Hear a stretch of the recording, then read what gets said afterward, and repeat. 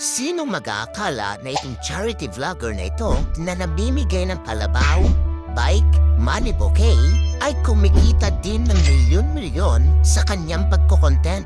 41 million views, 56 million views, at 70 million views. Ganyan kalakas sa mga content ni King Lux or Lucky in real life.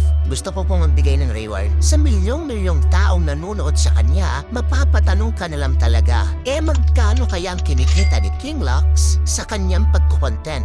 Yan ang ating sasabutin sa video na ito. Nako, for sure malulula ka at sasabihin mong sana all na lang talaga. Kaya panoorin mo tong video na to hanggang sa huli. Si King Lux or Lucky in real life ay nakilala sa kanyang mga contents kung saan tumutulong siya sa mga kapwa-tao niya, lalong-lalo na doon sa mga hikahos sa buhay sa probinsya. Paano ka ba nagsimula?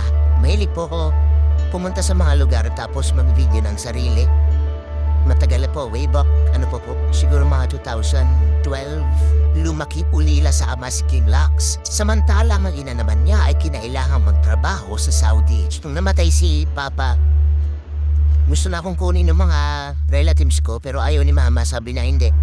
Ako lang yung magtatrabaho para buhayin ko kayo ng kapatid ko. Sunod-sunod ang mga naging viral videos ni King Lux. At dahil dyan, meron na siyang 7.7 million followers sa Facebook. Samantalang sa YouTube naman, meron na siyang 1.94 million subscribers. Sa dami ng followers ni King Lux, ay mapapatanong ka na lang, magkano na kaya ang kinikita niya sa pagko-content?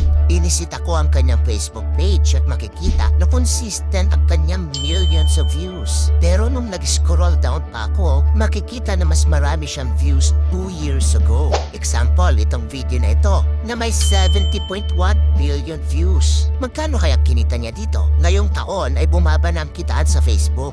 Ngunit noong 2022, nasa $400 per 1 million views ang pwede mong kitain sa Facebook. Ibig sabihin, sa isang video niya na ito na may 70.1 million views, ay kumita si King Lux ng $28,000. O kung i-convert sa peso, ay kumita siya ng 1,006,000 pesos sa isang video lang. Wow! Samantalang itong isang video niya naman na may 56.2 million views ay kumita naman $22,400 o 1,299,200 pesos. Grabe! Kinumpit ko din ang nakuha niyang views nitong nakaraang 6 na buwan. Ang lumabas na numero, 133 million views. Dahil nga bumaba na sa $200 ang kitaan sa Facebook per 1 million views, kumita pa rin si King Lux ng $26,600